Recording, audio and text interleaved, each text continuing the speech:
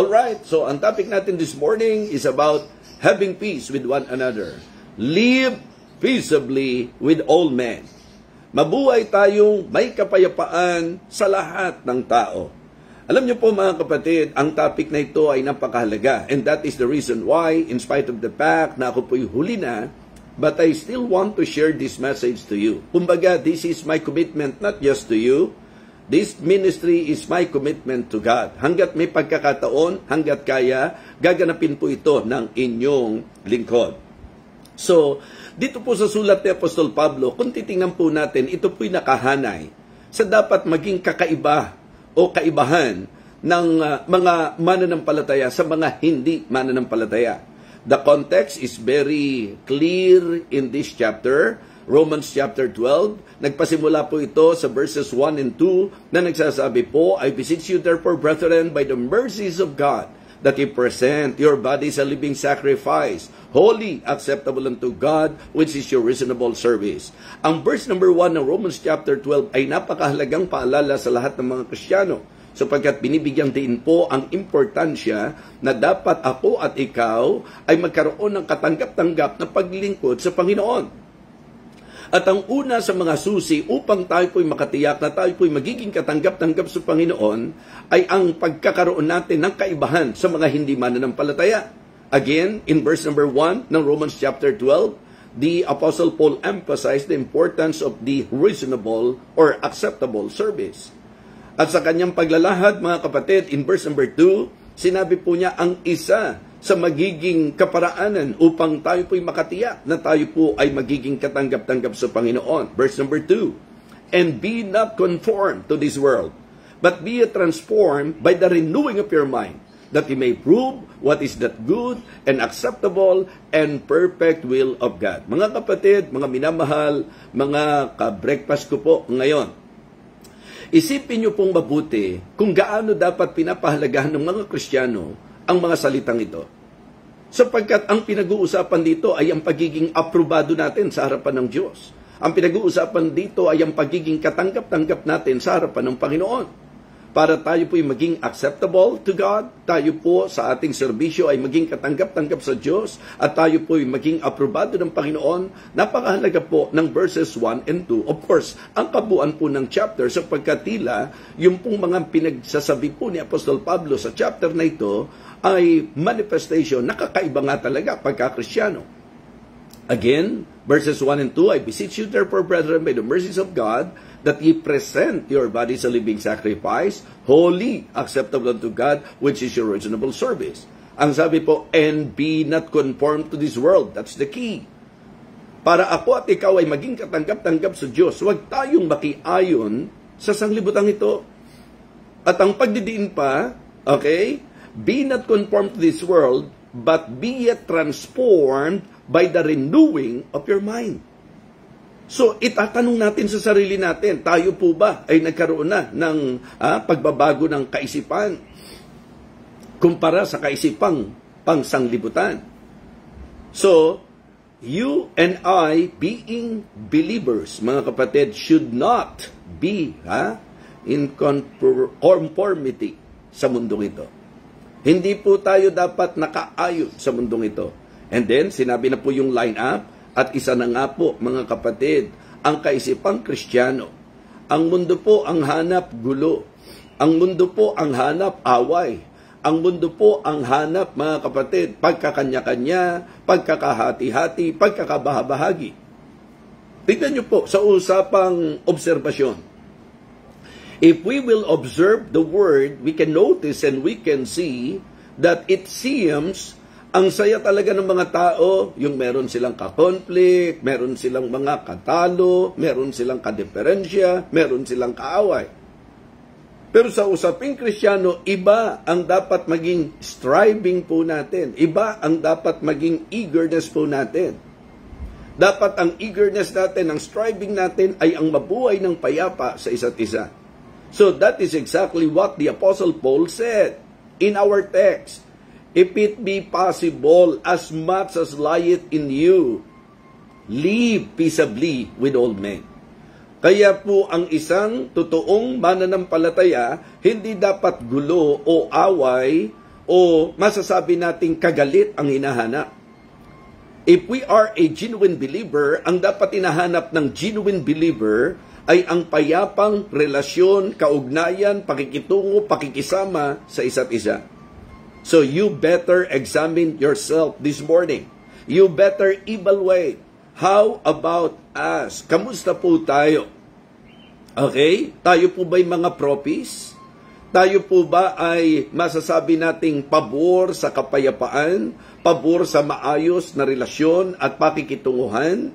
Well, kayo po ang makakasagot. Tayo po, bawat isa ang makasasagot sa napakahalagang katanungang ito. Kung ang pag-uusapan pamilya, ano po ba ang maganda sa pamilya? Masarap po ba na nagkakainggitan ng magkapatid? Masarap po ba na lagi pong nag-aaway ang magkapatid? Maganda po ba na nagsasagutan ng mga anak at magulang? Maganda po ba na merong lapas tanganan sa ating sangbahayan? So it is not happy to see na ang pamilya po ay hindi magkasundo-sundo.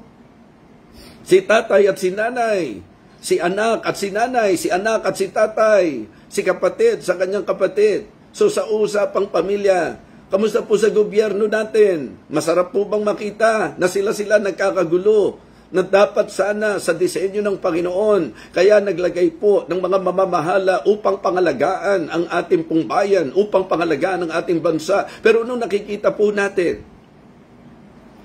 di ba? Pag-aaway-away, pagkakagulo, pagkakanya-kanya. Mga kapatid, sa usapang sambahayan, sa usapang pamahalaan, nakakalungkot makita na wala po ang kapayapaan. Kaya naman ito po ang gusto kong sabihin sa inyo. Kung hindi na po masumpungan ang masasabi nating payapang pakitungo at samahan sa usapang sangbahayan, sa usapang pamahalaan, pati ba naman sa sambahan? Pati po ba naman sa ating mga simbahan, hindi pa rin makikita ang magandang samahan at ang pakikitungo sa isa't isa? Ano ang kinaiba natin sa mundo? Ano ang kinaiba natin sa hindi mananampalataya? So I hope and I pray na mapil nyo po ang heart ng inyong lingkod in sharing this message. Because I believe, being believer, this should be our goal. If it be possible, as much as lieth in you, live peaceably with all men. Gaganda po ang pamilya kapag kapayapa ang samahan. Gaganda po ang pamahalaan kapag kapayapa ang samahan. Kapag po ang iniisip ng bawat isa yung magandang relasyon at kaugnayan sa isa't isa. Mga kapatid, we can also conclude that in our churches, mga kapatid, magtatagumpay at magkakaroon po ng tunay na mabungang resulta kapag tayo po ay magiging payapa sa isa't isa. So the very idea of what the Apostle Paul said is this: if it be possible, kung maaari, as much as lieth in you, hanggat kaya mo, hanggat may magagawa ka, hanggat may paraan, ano ang sabi po? Live peaceably with all men.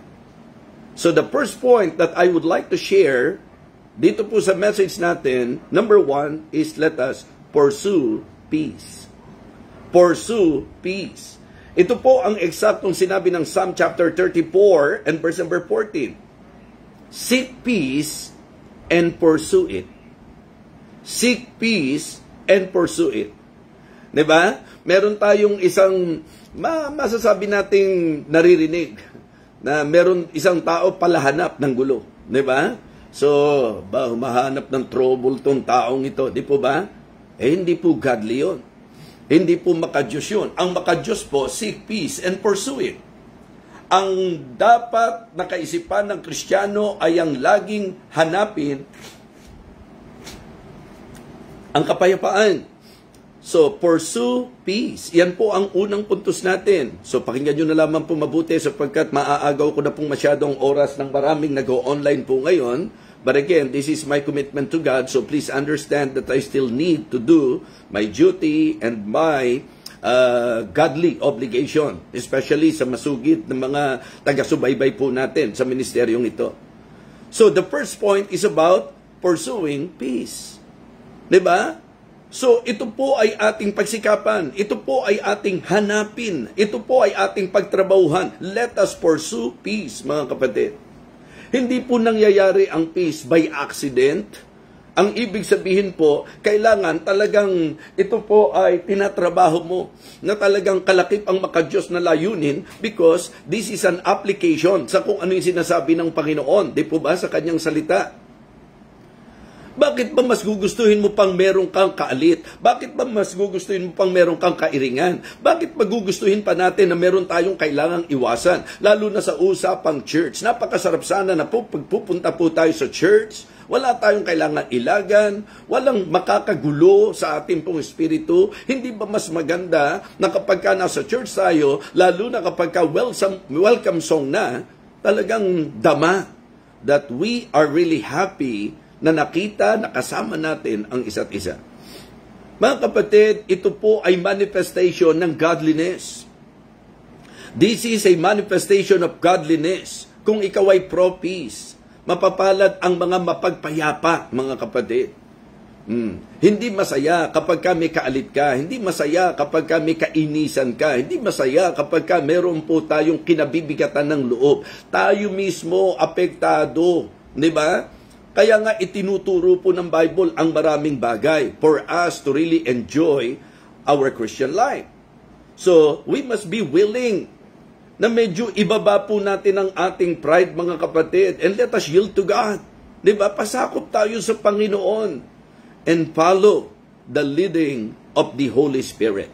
So, napakaganda, napakahalaga na ating pong maintindihan. Ang unang puntos natin is about pursuing peace. Let us pursue peace, mga kapatid. Sa Hebrews chapter 12 and verse number 14, I believe, diba, yung sinabi pong follow peace with holiness, diba? Follow peace with all men, with holiness without which no man shall see the Lord. And diba? Yun po yung sinasabi po ng Bible.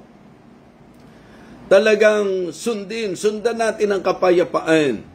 Mga kapatid, mga minamahal, ang linaw po ng sabi ng ating pong teksto, if it be possible, as much as lieth in you, live peaceably with all men.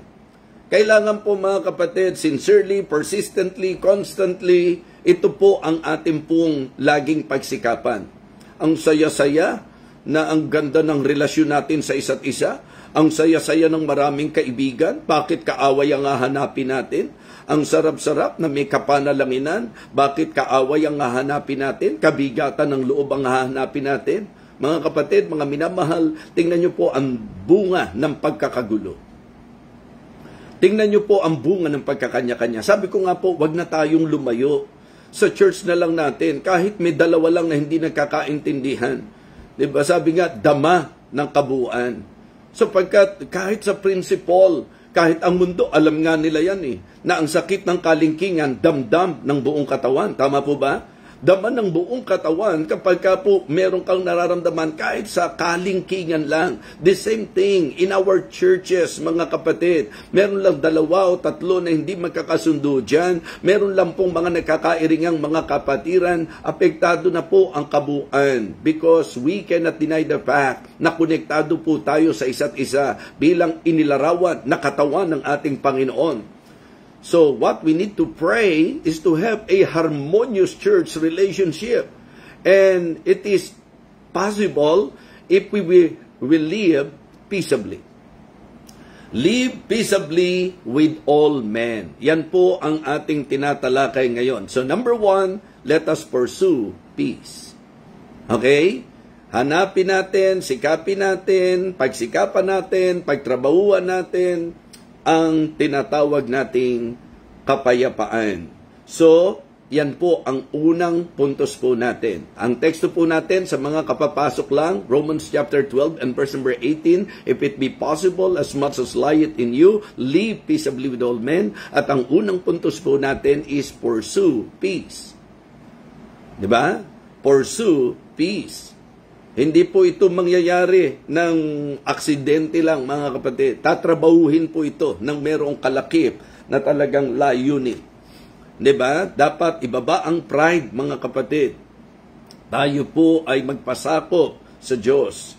Napakahalaga po na ating pong kumbaga, habulin natin ang kapayapaan. Sikapin natin ang kapayapaan. Pagtrabahuan natin ang kapayapaan. Kung po pwede namang magkaayos, mga kapatid, huwag nating pilitin na maging mahirap at magulo ang sitwasyon at maging ang ating mga relasyon.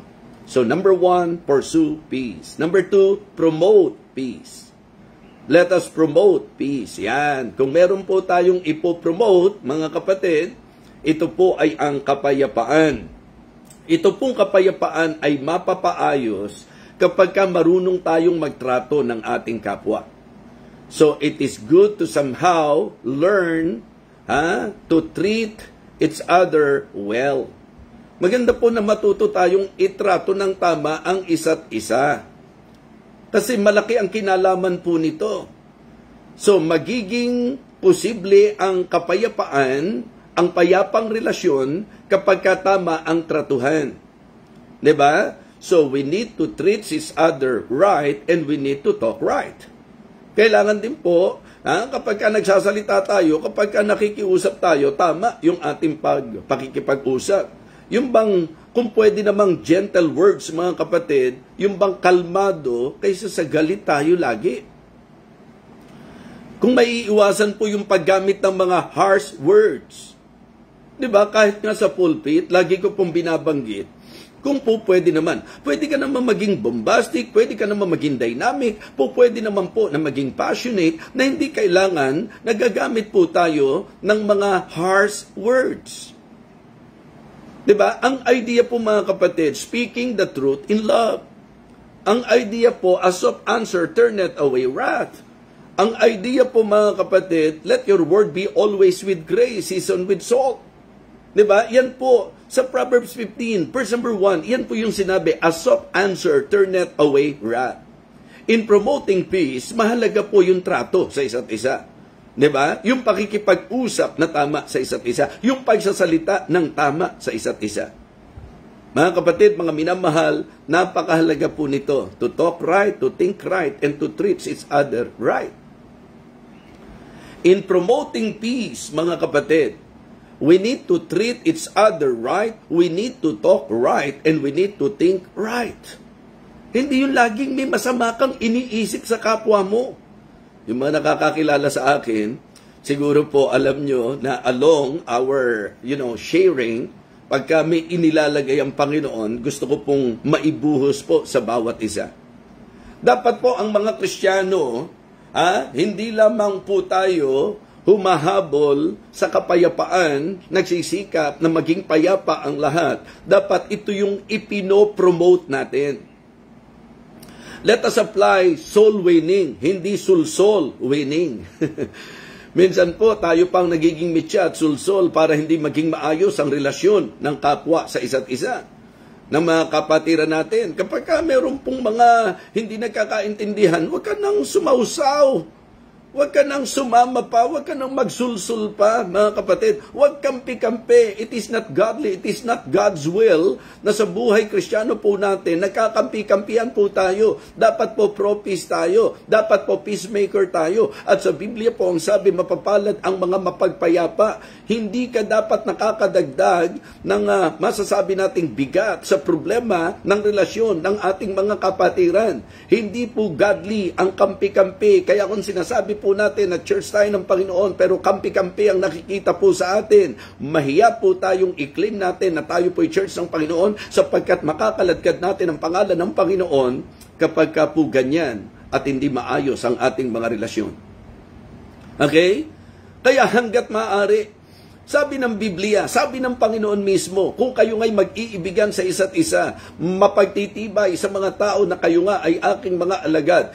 Kung tayo po na nagsasabing church ng Panginoon, kung tayo po na nagsasabing Kristiyano, hindi magkasundo-sundo, nagsisiraan, at nagkakampi-kampihan, mga kapatid, how come na mapapaniwala natin ang mga nasa labas, ang mga tao sa mundo, particularly yung mga ini-encourage natin, paano po sila maniniwala na sa Diyos tayo kung walang payapang relasyon sa ating pong mga kinabibilangang iglesia? Itanong mo sa sarili mo ngayon, ako ba ay nakatutulong? Ako ba'y nagpo-promote ng peace o ako'y nagdadagdag ng gulo? Diba? Ako ba'y nagsisikap? Hinahabol ko ba? Pinagsisikapan ko ba na maging payapa ang lahat? O ako ang isa pa sa nagsusulsol at nagiging dahilan para lumala ang hindi pagkakasundo at hindi pagkakaunawaan? Alam niyo po, hindi mangyayari ang pagkakampi-kampi kapag sa Diyos tayo nakasentro. Pagka Diyos lang ang sentro ng ating buhay. Kaya na naman po nangyayari ang pagkakampi-kampi kasi sa tao po tayo sumusunod. Pansinin niyo po ang nangyari sa Korinto.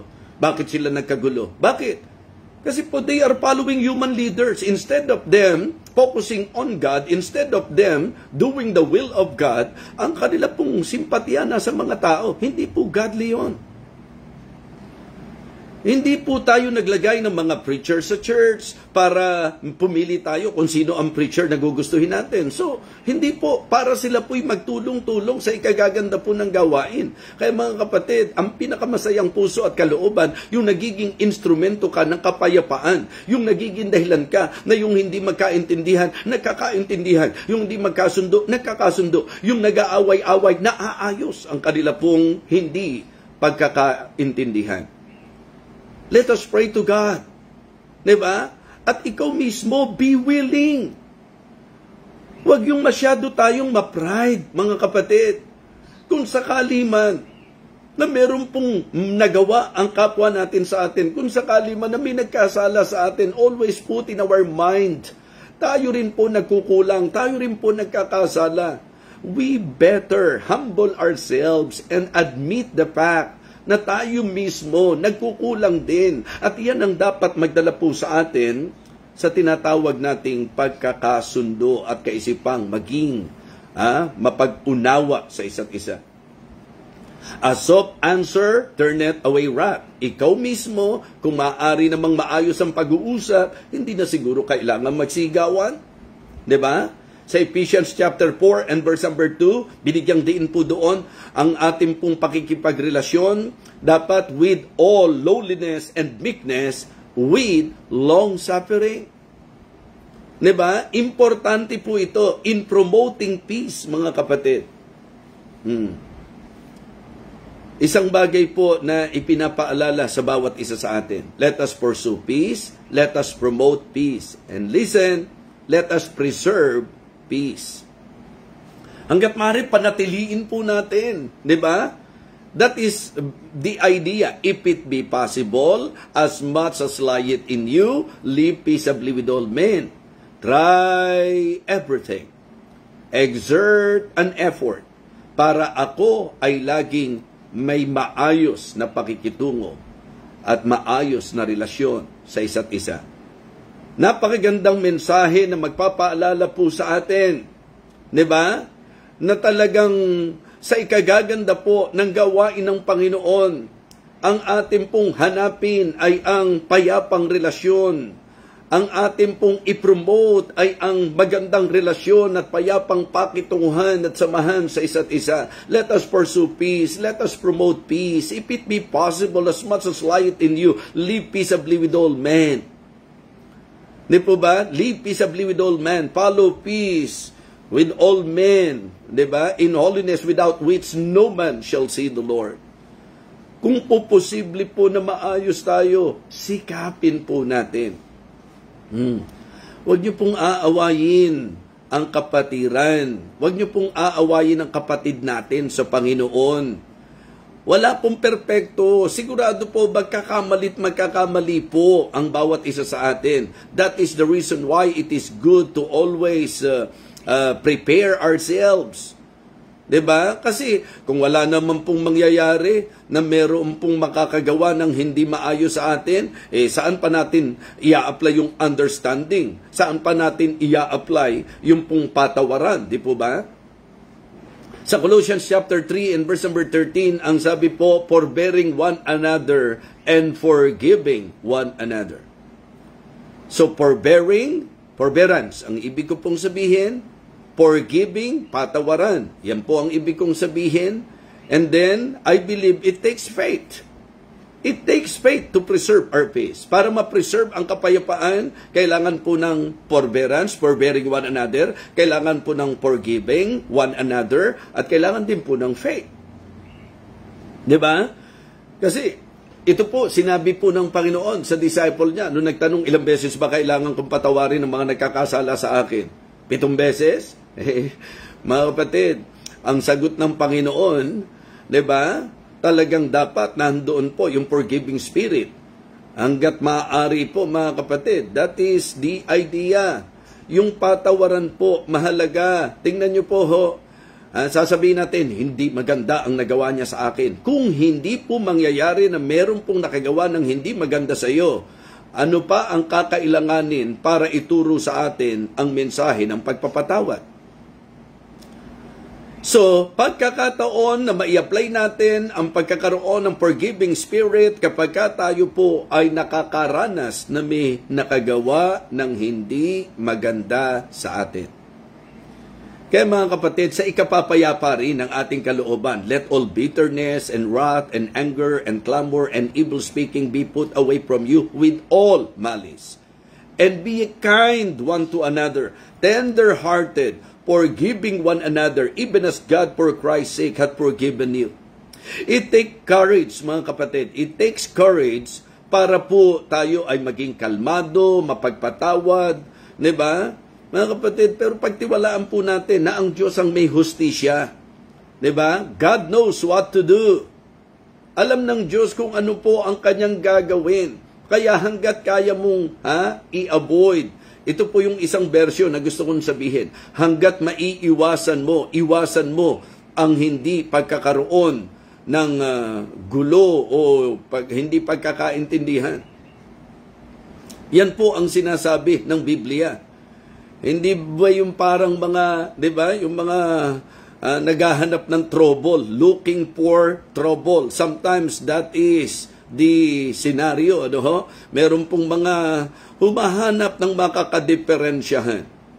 Sabi ko nga, tingnan nyo po, kung preacher sa kapwa preacher, hindi magkakaintindihan, diakono sa diakono, hindi magkakaintindihan, pastor sa miyembro, miyembro sa miyembro, isipin nyo po, kahit alin na lang dyan.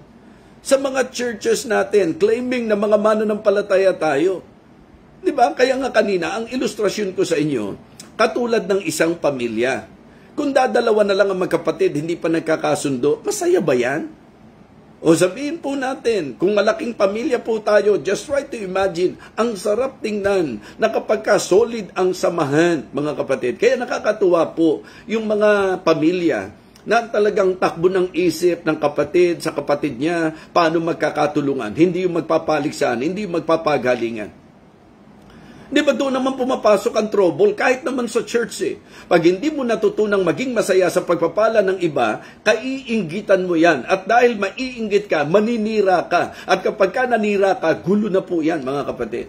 Kaya in line, dyan po sa mga sinasabi ni Apostle Paul sa Romans chapter 12. Kasama rin po sa sinabi niya, rejoice to them that do rejoice. Di ba? Oh, rejoice with them that do rejoice and weep to them that weep. So, ang tama kasi, kapag ang relasyon maganda, ikatutuwa mo pag may pagpapala ang kapwa mo. Hindi yung kapag nalagay siya sa magandang pwesto, hindi yung kapag gumanda buhay niya, hindi yung kapag siya po'y medyo nakaangat, diba? Naapektuhan ka, naiinggit ka. Sabi ko nga, saan ka dadali ng inggit? Di magsisimula ng manira ka. Pagka nanira ka, ano na po ang magiging resulta niyan? Makakakuha ka na ng kakampi, lalo na kung naiinggit din. Diba ganyan naman po kadalasan na nangyayari? Kaya po may kampi-kampi kasi may mga tinatawag tayong iba-ibang personalidad. May mga tao nga wala pang ginagawa, nakakainisan na natin kaagad eh. Mga kapatid, just try to imagine. Hindi ba unfair po yun? Ni hindi mo pa nakausap, ni hindi mo pa nakilala, impression mo pa lang, may pagtratong hindi ka na tama sa kanya. Kaya nga sabi ko, maganda yung pinaisip ng Panginoon sa akin. We need to treat each other right, we need to talk right, and we need to think right. Di po ba? So, dapat po, hindi tayo merong laging malis. Think right. So, dapat po, pagka nagsasalita tayo, piliin natin ang maayos ng pagsasalita. Dapat kung magtatrato tayo ng tama. So, ang ganda po, di ba? Treat each other right, talk right, and then, mga kapatid, think right. Ang sabi po, let all bitterness and wrath and anger and clamor and evil speaking be put away from you with all malice. Pasok na po, mga kapatid. Kaya I hope and I pray na talagang sa ikape-preserve ng kapayapaan, matuto po tayong magdalahan sa isa't isa. So yung idea po ng forbearing, di ba? Yung idea po ng forbearing, mga kapatid, talagang may kinalaman po dyan ang fruit ng Holy Spirit eh. Kaya nga yung idea po ng teksto, if it be possible, as much as lieth in you. So be willing, mga kapatid. Forbearance, forbearing one another, forgiving one another. Diba? And it takes faith for us to apply that. Lagi nyo tatandaan ha, Panginoong Jesus po ang nagsabi, blessed are the peacemakers. Mapapalad daw po yung mapagpayapa. Naalala ko po, nung nandoon po ako sa Valenzuela, sa Balangkas, particular. Diba? Yung tatay ko po kasi nakilala na talagang magandang makipagkapwa-tao. Kaya po kahit hindi po siya tumakbong kapitan, so yun po ang trato ng marami po sa kanya. Kaya ang tawag po sa kanya, Kapitan Isko. Yan po ang tawag sa kanya. Bakit? Sapagkat napakahusay pong makisama. Diyan ko po sinasaluduhan ang tatay ko. Kung gaano siya kabait at kabuting makisama. Pag nakipagkaibigan po yan, walang bitawan, walang iwanan, mga kapatid. Wala kayong mararamdaman kahit hapiyaw ng kaisipan ng panglalamang. Di baling siya po ang madihado. Okay? Pero siyempre po, iba naman yung dinidihado. Sa akin po, yan lagi kong sinasabi.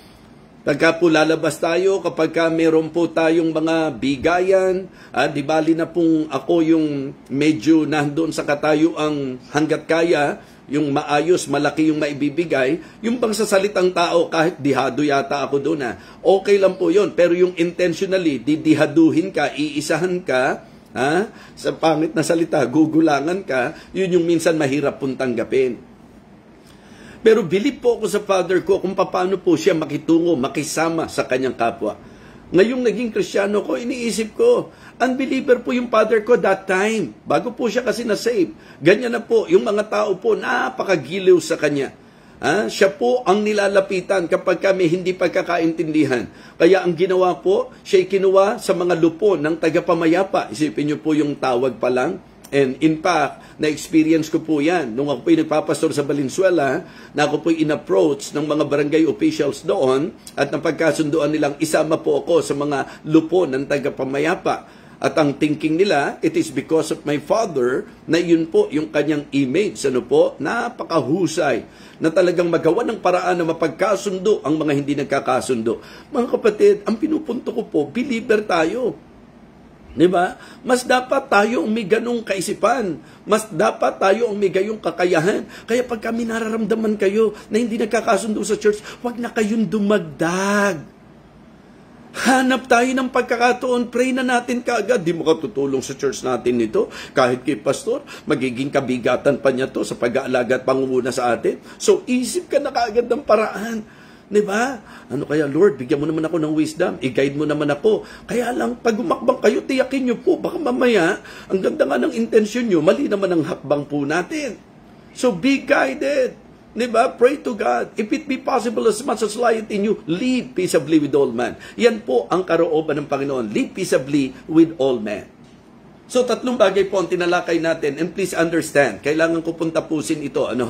May mga anniversaries po tayo ngayon. And at the same time, may mga kasabayan po tayo. And I'm very sorry, without any intention at all. It is just that it is my commitment to God, especially doon sa mga tao na talagang they are always desiring to hear God's word. So, this is my commitment.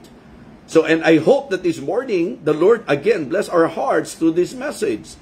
If it be possible, as much as lieth in you, live peaceably with all men. Hanggat kaya, hanggat magagawa po natin. Ano yung 3 bagay na tinalakay natin? Live peaceably with all men. Ano po yung tinalakay natin? Number 1, pursue peace. Number 2, promote peace. Number 3, preserve peace. Yan po ang kalooban ng Panginoon. Again, let us live peaceably with all men. Anuman ang po pwede nating magawa, piliin natin na laging tayo po ay payapa sa isa't isa.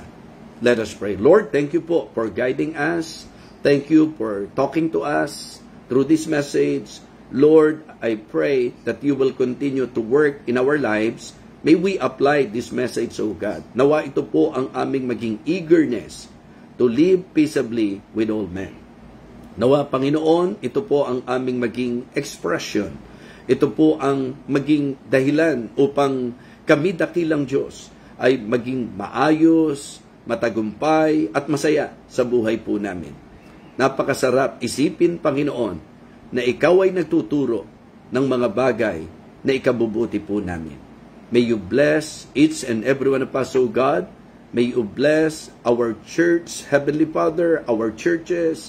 And I pray na ang aplikasyon sa mensaheng ito ay maramdaman sa amin pong iglesyang kinabibilangan.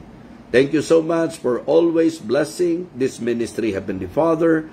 Thank you so much for guiding your servant para po sa message na nais mo po na mapakinggan ng bawat isa. Ito po ang aming panalangin sa pangalan po ng aming Panginoong Jesus. Amen.